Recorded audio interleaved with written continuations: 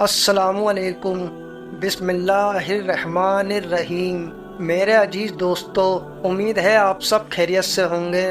دوستو، آج ہم بات کریں گے حضرت سلیمان علیہ السلام اور سبا کی رانی کے عجیب و غریب قصے کی۔ امید ہے ویڈیو آپ کو پسند آئے گی۔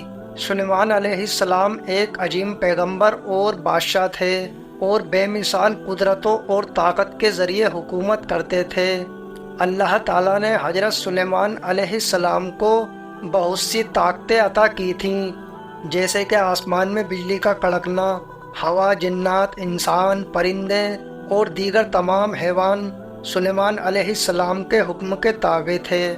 سلیمان علیہ السلام سبھی پرندوں جانوروں کی زبان سمجھتے تھے۔ اسی زمانے میں سبا کی رانی، جس کا نام بلقیس تھا، وہ حکومت کرتی تھی۔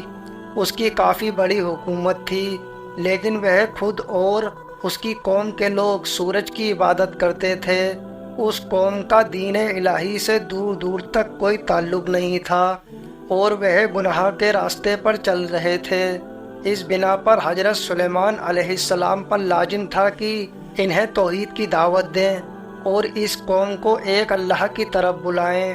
ایک دن حضرت سلیمان علیہ السلام اپنے تخت پر تشریف فرما رہے تھے، کیونکہ اللہ تعالیٰ نے تمام پرندوں کو آپ کے تابع کیا ہوا تھا۔ حضرت سلیمان علیہ السلام نے دیکھا ہدہد پرندہ وہاں موجود نہیں ہے، وہ کافی دیر سے وہاں سے غائب تھا۔ سلیمان علیہ السلام نے ہدہد کو خبریں لانے کے کام پر رکھا ہوا تھا۔ ایک دن ہدہد پرندہ غیر حاضر تھا۔ جب وہ پرندہ واپس آیا تو سلیمان علیہ السلام نے کہا، تو غیر حاضر تھا، جب تک تو اپنے غیر حاضر ہونے کی وجہ نہیں بتائے گا تجھے یہاں بالکل قبول نہیں کیا جائے گا۔ پھر ہدہد نے بتایا، میں نے ایک ملکہ کو دیکھا جو سابا کی ملکہ ہے، جس کا نام بلقیس ہے، جس کی بہت بڑی حکومت ہے اور وہ اللہ کو چھوڑ کر سورج کی عبادت کرتی ہے۔ پھر سلیمان علیہ السلام نے ہدہد پرندے کو ایک خط دیا اور کہا وہ خط اس ملکہ کو پہنچا دے اور دیکھتے ہیں وہاں سے کیا جواب آتا ہے، اسی سے اندازہ ہو جائے گا تو جھوٹ بول رہا ہے یا سچ بول رہا ہے۔ ہدہد نے جا کر ملکہ کو وہ خط پکڑوا دیا۔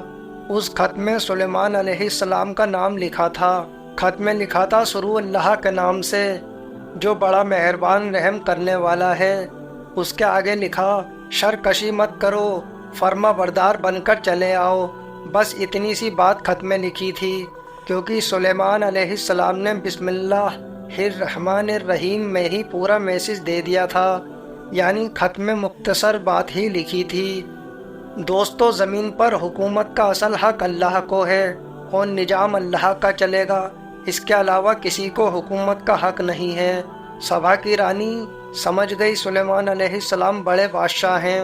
پھر اس نے اپنے لوگوں سے بات چیت کی تو لوگوں نے کہا، ہم سلیمان سے جنگ کریں گے، لیکن سبا کی رانی بہت ہوشیار تھی۔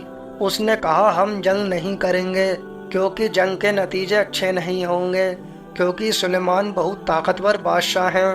پھر سبا کی رانی بلقیس نے سلیمان علیہ السلام کو خوب ساری دولت بھیجی۔ سلیمان علیہ السلام کے پاس جب مال دولت آئی تو حضرت سلیمان کو غصہ آ گیا اور بولے، میں دین کی دعوت دے رہا ہوں اور آپ مال دولت بھیج رہے ہو، واپس کرو یہ مال دولت۔ پھر رانی سمجھ گئی کہ سلیمان علیہ السلام اللہ کے نبی ہیں، انہیں دولت کا کوئی لالچ نہیں ہے۔ پھر سبا کی رانی سلیمان علیہ السلام سے ملنے کے لیے وہاں سے چل دی۔ یہاں سلیمان علیہ السلام نے کہا، کون ہے جو سبا کی رانی کے آنے سے پہلے اس کا تخت مجھے لا دے؟ وہاں پر ایک اللہ کا نیک بندہ ایسا بیٹھا تھا جسے اللہ نے علم دیا تھا۔ وہ بندہ سبا کی رانی کا تخت پلک جھپکتے ہی لے آیا۔ پھر سلیمان علیہ السلام نے اس تخت میں کچھ چیزیں بدل دیں اور محل کے نیچے عالیشان فرش بنوایا اور فرش کے نیچے پانی تھا۔ پانی کے اوپر شیشہ پگھلا ہوا تھا، مطلب بہتا ہوا پانی فرش کے آر پار دکھ رہا تھا۔ مطلب فرش جو ہے وہ شیشے کا اس طرح سے بنا ہوا تھا کہ شیشے کے نیچے پانی بہتا ہوا آر پار دکھ رہا تھا۔ پھر سبا کی رانی آئی اور اس نے تخت کو دیکھا۔ پھر سلیمان علیہ السلام نے کہا، اس تخت کو پہچانتی ہو؟ सबा की रानी उस तख्त को ठीक से पहचान नहीं पा रही थी, लेकिन समझ चुकी थी क्योंकि सुलेमान अलैहिस्सलाम ने उस तख्त में कुछ चीजें बदल दी थीं। फिर हजरत सुलेमान के साथ रानी बिल्किस आगे बढ़ी तो अपने कपड़े उठाकर चलने लगी। जब पैर फर्श पर रखा तो यकीन आया यह फर्श है जिसके नीचे पानी बह रहा है। फिर सुलेमान अलैहिस्सलाम ने रानी को दीन की दावत दी तो रानी को दीन अच्छा लगा और उसने दावत कबूल कर ली। रानी की पूरी कौम भी ईमान ले आई और मुसलमान हो गई। दोस्तों, यह था पूरा वाक़या सुलेमान अलैहिस्सलाम का और सबा की रानी बिल्किस का। उम्मीद है वीडियो आपको पसंद आई होगी। अगर वीडियो आपको पसंद आई हो तो वीडियो को लाइक और चैनल को सब्सक्राइब ज़रूर करें।